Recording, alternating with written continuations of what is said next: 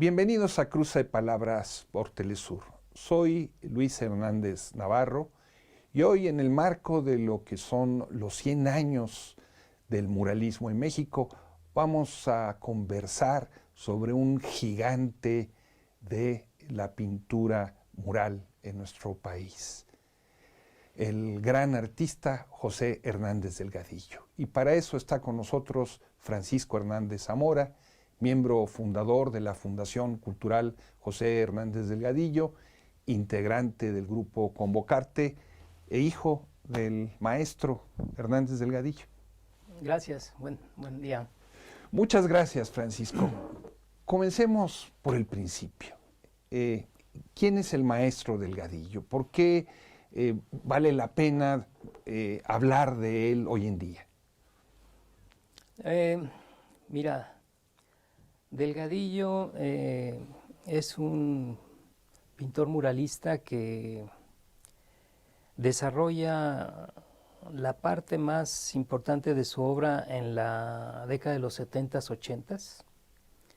Y esto es bastante paradójico. La vida de Delgadillo tiene muchas paradojas. Una de las paradojas es que, te digo, su obra más importante es lo que denominamos el muralismo de lucha popular, de los 70s, 80s, 20 años consagrados a hacer un muralismo testimonial, acompañando directamente las luchas populares de obreros, campesinos, colonos y estudiantes en todo el país, durante lo que se conoce ahora como el periodo de la Guerra Sucia, ¿no? O sea, el periodo en el que se establece el neoliberalismo en México, con la espada desenvainada, ¿no?, sobre el pueblo de México, desmantelando pues los bienes nacionales y los bienes comunales de los pueblos de este país. Digo que es paradójico porque su reconocimiento como pintor, antes de muralista, su reconocimiento fue en 1961. Incluso antes, en 1960, tiene una mención honorífica en la Bienal Interamericana. La exposición se realizó en Bellas Artes. Para esa exposición, Delgadillo presenta un cuadro, y cuando llega él a la exposición se da cuenta de que su cuadro está a la entrada de Bellas Artes. Entonces él mismo se sorprende y pregunta, y entonces la información que le dan es, bueno, pues lo que pasa es que no sabíamos quién era usted. Entonces, como no sabíamos quién era, pues lo único que pudimos hacer es darle una mención honorífica. Eso en 1960. 60. Poquito antes de eso, él llevó unos cuadros al Salón de la Plástica Mexicana ese mismo año, y en el Salón de la Plástica Mexicana le dijeron en esa ocasión, pues en otra ocasión con mucho gusto lo atendemos, ¿no?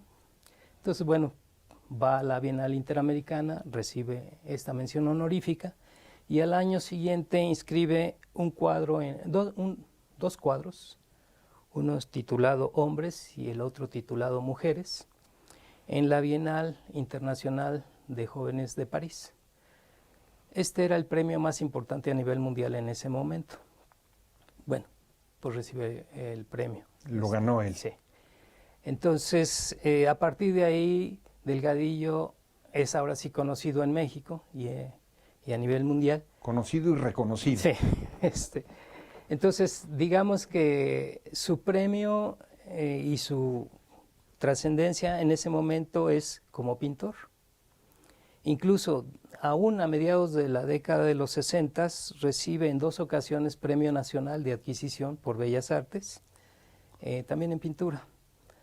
Después de la segunda premiación de ese tipo, en el 66, lo que dice es no vuelvo a competir, porque esto de las competencias es totalmente un sistema injusto para el arte y para los artistas. Primero porque es un tema de individuos y segundo porque es un tema competitivo, ¿no? Y eso no es algo digno en el arte, ¿no? Él tenía entonces todo este reconocimiento previo antes de su compromiso con los movimientos populares emancipadores, con Sí. las luchas obreras, campesinas, con las que se ligó. ¿Qué lo lleva a él a este quiebre? Mira, primero, después de ese premio de la Bienal de París, en 1962-63, hace una serie de cuadros, uno dedicado a la guerra de Argel, ¿no? La guerra de liberación de Argelia contra los franceses, y otra serie dedicada a la guerra de Vietnam, también. Todavía en ese periodo la obra de Delgadillo es una especie de expresionismo realista, con mucha fuerza.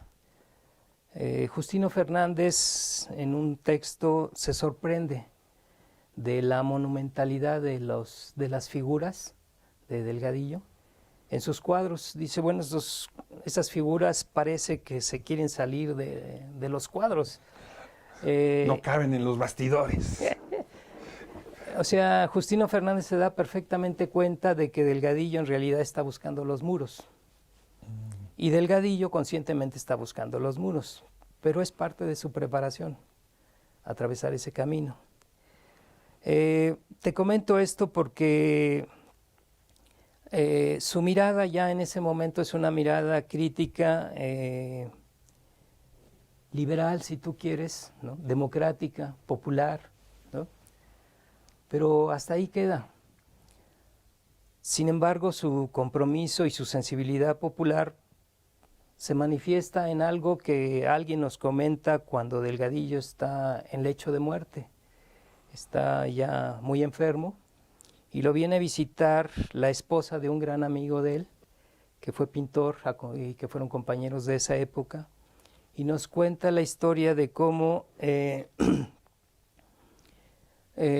más o menos en el 63, por ahí así, Delgadillo llega a visitarlos a su casa y les dice, oiga, pues andaba por aquí, pasé, invítenme a comer, y le dicen, claro, pásale, Delgadillo. Entonces Delgadillo ya en la mesa les dice, bueno, pues la verdad es que pues no traigo dinero. Y entonces aquellos le dicen, bueno, ¿cómo, Delgadillo? Pero si acabas de tener tu exposición. O sea, el dato es que en las exposiciones de Delgadillo, en la Mercup y en la Mizrachi, que eran las dos galerías más importantes, el día de la exposición Delgadillo vendía la mitad de la exposición. Y a los 15 días la exposición estaba vendida completa. Entonces cuando iba a cobrar, cobraba el fajo de dinero, ¿no? Y entonces aquellos se sorprenden y le dicen, pero ¿cómo? ¿Qué hiciste con el dinero? Le comenta, dice, a ustedes les puedo comentar, porque tu hermano, el hermano del pintor Jesús Martínez, dice, tu hermano es doctor y me platicó de lo que están los campesinos de Guerrero defendiendo sus tierras.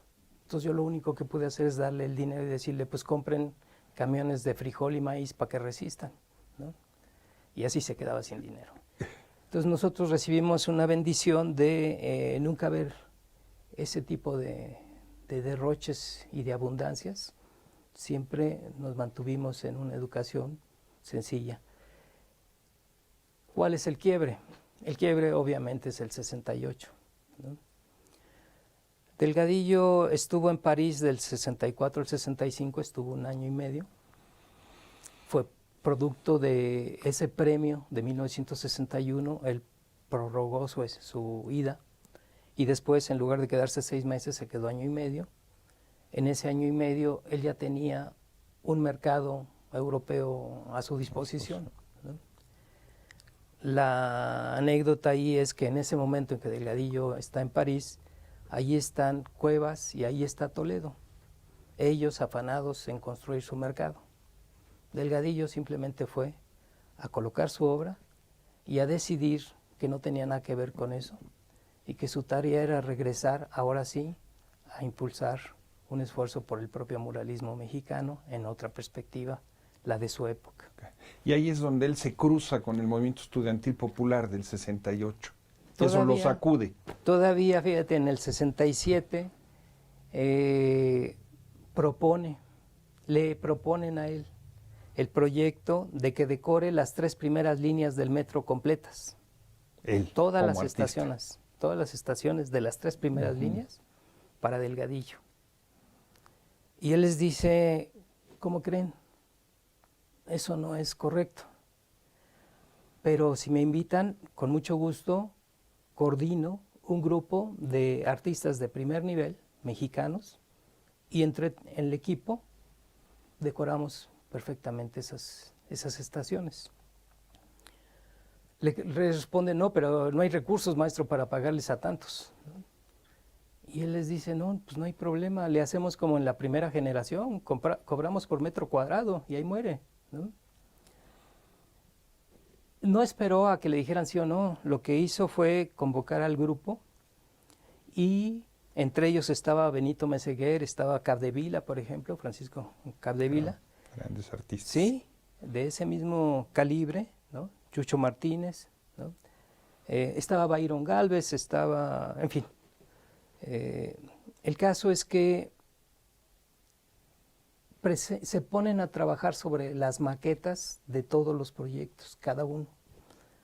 A mí de niño me toca ir al taller de mi padre y verlo trabajar con todos los materiales. Yo aprendí a trabajar los materiales y las técnicas simplemente por ver lo que él hacía, pero haz de cuenta que lo veía en una vitrina porque no había acceso a él cuando trabajaba. Entonces mi única opción era pues ponerme a hacer algo con lo que había ahí, hasta que de repente él ya regresaba. Y ahí fuiste tú también aprendiendo. Platicábamos. ¿Te parece, Francisco, si hacemos una pequeña pausa? Gracias. No se vayan, amigos, amigas, volvemos en muy breves instantes.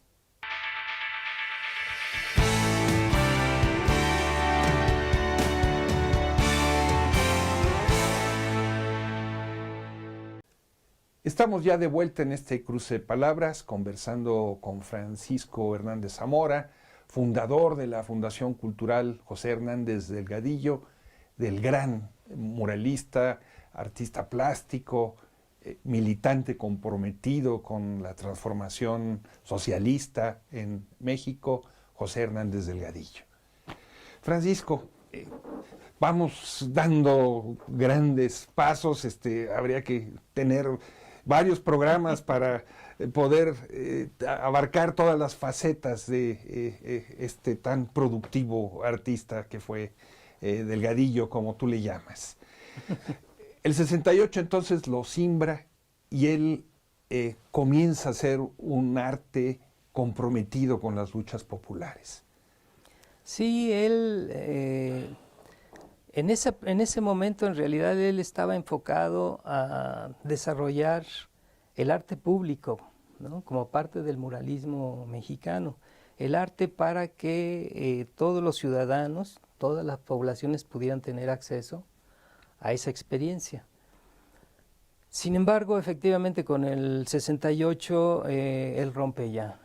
Todavía intenta con un proyecto en Soldominio, aquí en la Colonia Doctores, y otro proyecto en el Imán. También con ese grupo de artistas de primer nivel, aquí en México. Pero poco a poco, ya para principios de los 70s, con Leopoldo Ayala y con el poeta, y con José de Molina, el cantante, músico, cantante, y un grupo de teatreros, estaba Carlos Bracho, en fin, un grupo numeroso. Crean el grupo Arte Colectivo en Acción. Arte Colectivo en Acción empieza a acompañar a las actividades de los estudiantes en las universidades.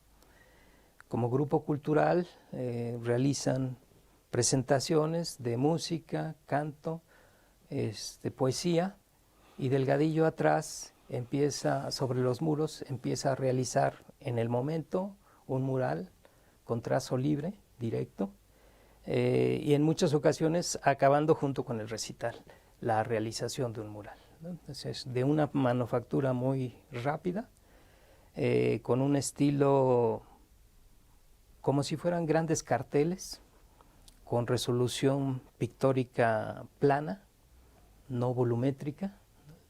Es una gran capacidad de síntesis pictórica, plástica, de resolución. de repente esto se da cuenta de que no nada más alcanza con eso. Y poco a poco empieza a participar en el Frente Popular Independiente, que era una gran asamblea. Se reunían todos los domingos en Arquitectura Autogobierno, venían las brigadas de todo el país a informar las luchas populares en cada lugar, obreros, campesinos, colonos, estudiantes. Y entonces la primera parte del día era el informe de todas las brigadas y la segunda parte del día eran las tareas y las comisiones para hacer el trabajo de apoyo y solidaridad y difusión. Entonces en la segunda parte del Gadillo se anotaba y decía, pues Arte Colectivo en Acción va a ir a tal parte, a Zacatecas, a Durango, a Chiapas, a Oaxaca, esta semana. Fue desaparecido político. Ah, bueno, eso ya para 1974, 3, 4 años de militancia en el Frente Popular Independiente y de repente es secuestrado en su propia casa junto con otros compañeros que llegaron a visitarlo después de que habían estado en actividades. Nazararo directamente fue el responsable. Uno de los grandes torturadores. Claro, y llegó a la casa a decirle, bueno, pues usted queda detenido y nos lo llevamos al campo militar número 1. Estuvo ahí, le toca a Leopoldo Ayala, le toca a Juan Alejandro, el cantante, ya no a José de Molina, sino a Juan Alejandro, le tocan ese secuestro junto con algunos otros estudiantes. Pero son cerca de 20 días los que está secuestrado. Al final aparece, y aparece porque hubo un gran escándalo internacional. Los cables llegaban desde la embajada de Japón, desde todas partes de Europa y demás, pidiendo que apareciera Delgadillo. Después de eso, en 1975 hace un gran mural muy especial. Es un mural que yo digo que es paradójico, se llama Opresión, Represión, Revolución. Es un mural que no está pensado para colocarse en un muro, es un mural transportable en bastidores con secciones, son 12 secciones de 3 metros por 2, ¿no? Que está diseñado para colocarse al centro de un gran salón. De tal manera que el público que llega tiene la opción de leerlo en una o en otra dirección, o en leerlo tantas veces como quiera, hacia atrás o hacia adelante, porque no hay ni atrás ni adelante, simplemente hay las opciones que uno le plazca. Esta experiencia de leer algo con el sentido que uno quiera obliga a que uno haga otro tipo de cuestionamientos. Ya no es tan didáctico como un mural que tiene una lectura previamente diseñada por el autor. Aquí es, haz tu propia lectura. El mural se llama Opresión, Represión, Revolución. Y lo que yo digo es que esa es una gran paradoja metahistórica del conjunto de la modernidad, de los 500 años de modernidad. Entonces nos la podemos pasar cuantas veces querramos en el ciclo de revoluciones para que se generen procesos después opresivos y después represivos, o al revés. Primero empiecen por ser opresivos y luego represivos y al final detonen revoluciones. Y es una especie de tío vivo loco. Así es la modernidad y no tiene salida, no tiene resolución la propia modernidad. Eso es lo que ya estaba cuestionando Delgadillo en 1975. Inmerso directamente en las luchas populares, acompañándolas directamente. ¿Cuántos murales habrá pintado Delgadillo? Mira, en total pintó 170 murales. 170 murales. De los cuales... ¿Cuántos metros cuadrados será eso? Es una ciudad.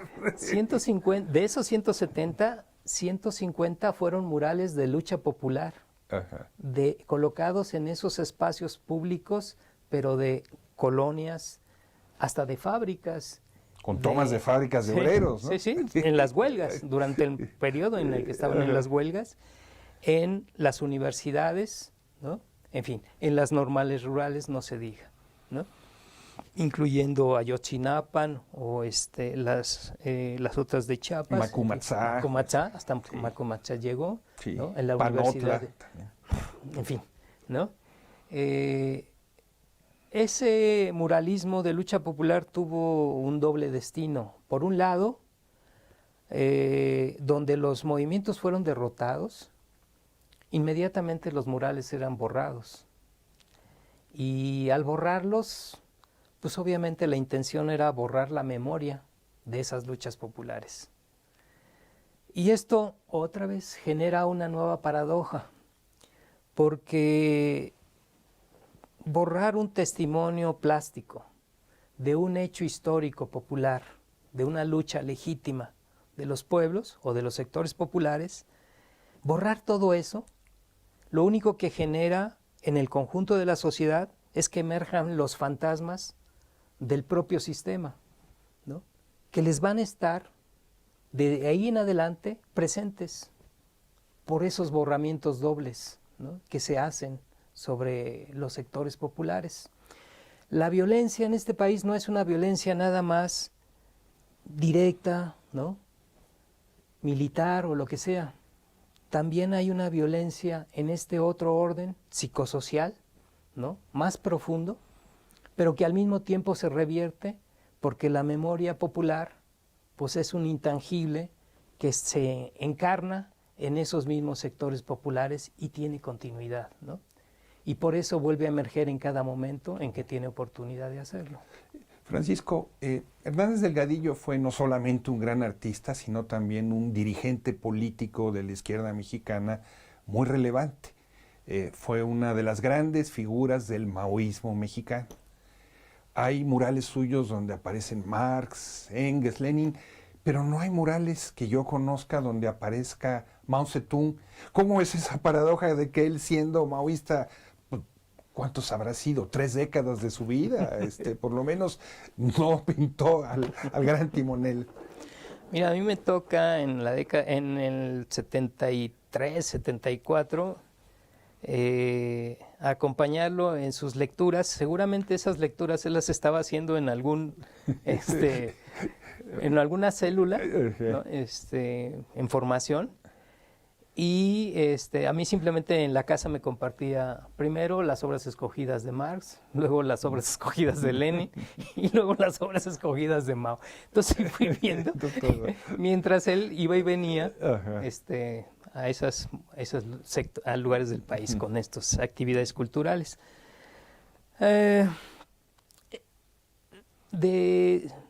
Del maoísmo, él retoma principalmente pues el eje central, el corazón, lo que aquí en México se denominó la línea de masas.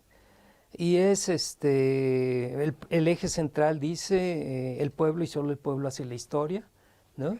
Quien quiera hacer un trabajo revolucionario simplemente tiene que acompañar al pueblo, ponerse a su servicio. Y si ahí en ese momento la gente en esas luchas lo reconoce y le encomienda alguna comisión, pues se hace cargo, ¿no? De esa manera Delgadillo termina siendo precandidato a la presidencia de la República, postulado por el Movimiento Revolucionario del Pueblo, que era una de estas organizaciones maoístas, en 1985. En el 87 es la precandidatura, junto con otros 4 precandidatos. Al final queda Heberto Castillo como precandidato y Heberto a su vez le plantea la candidatura a Cuauhtémoc Cárdenas, ¿no? Estamos ya muy cerca del final. Ustedes como fundación, ¿cómo es que recuperan el trabajo de Hernández Delgadillo? Bueno, mira, nuestra tarea tiene que ver con la difusión y la preservación de su patrimonio, por un lado. En ese sentido, y bueno, en la difusión ahorita tenemos una exposición en Pachuca, en el Foro Cultural Efrén Rebolledo. En el estado de Hidalgo, en México. Sí, en Hidalgo, sí, en Pachuca. Donde él es. Él fue originario de Tepeapulco. Entonces ahí hay una exposición. Esta semana tentativamente es la última, estuvo 3 meses ahí. Estamos esperando ver si se puede prolongar hasta marzo. Ojalá que pueda continuar ahí. Esperamos una exposición muy merecida de corte nacional. No encontramos explicaciones para que no se haya hecho. Esperemos que pronto sea atendida no es un tema personal, no es un tema de que sea nuestro papá, sino es un tema de la relevancia de la memoria popular. Y desarrollamos la investigación. En el 2017 publicamos un libro, una compilación. Hermosísimo libro, sí, de su obra y gracias. artículos. Sí. Sí. Ahí es donde por primera vez postulamos el concepto del muralismo de lucha popular, hablando de que en México existe una asignatura histórica pendiente de cerca de más de 200 años, pendiente, con todas las transformaciones que ha tenido este país, y esa asignatura ha sido intocada, ¿no? Es decir, nunca se ha cuestionado la mirada criolla, oligárquica, ¿no? Colonial, burguesa, que prevalece. La asignatura pendiente simplemente es la co-construcción de una mirada plurinacional, popular, comunitaria, de autonomías. Eso es lo que merece este país, eso es en lo que trabajó Delgadillo, ¿no? Y eso es lo que nosotros intentamos compartir, ¿no? Como parte de la memoria de las luchas de este pueblo. Francisco, muchas gracias por compartir no solamente tus experiencias personales, sino toda esta sabiduría que has desarrollado alrededor de este gran artista. Te agradezco mucho, estamos muy contentos y felicidades por tu programa. Amigos, amigas, muchísimas gracias por su compañía. Ya saben, los esperamos la semana que viene aquí por Cruz de Palabras por Telesur. Hasta la próxima.